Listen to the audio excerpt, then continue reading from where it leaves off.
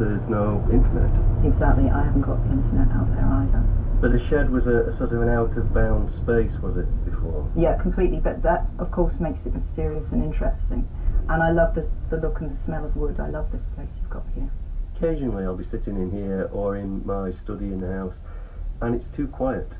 You know, I want something that's, I don't know, of this world, without it being interference or distraction. That is exactly how I feel, and I used to, you know, when I was completely anonymous and completely free, it was exactly that. I really enjoyed being in the world, but in my world, simultaneously.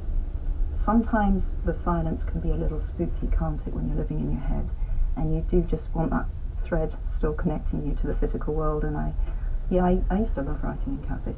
The urban legend, it is actually true, but it sort of became part of the story of Potter. But my flat was bitterly cold. It was a glorified bedsit, so cafes were warm.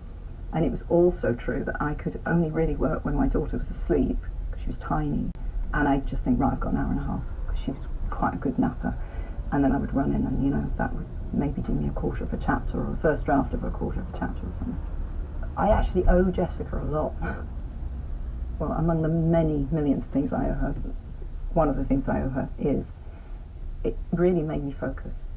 My life was, I'd really messed up my life. It was the way I saw it. But actually that stripped away all of the inessential. And I absolutely was at a point where I thought the worst that can happen here is that every publisher turns down this book. Big deal. Compared to what we've just survived, that's nothing. And I am going to finish this book. You know, I'm sure you get this question all the time, and maybe it's different for a poet, because I'm such an appalling poet. I have no idea how you do what you do, but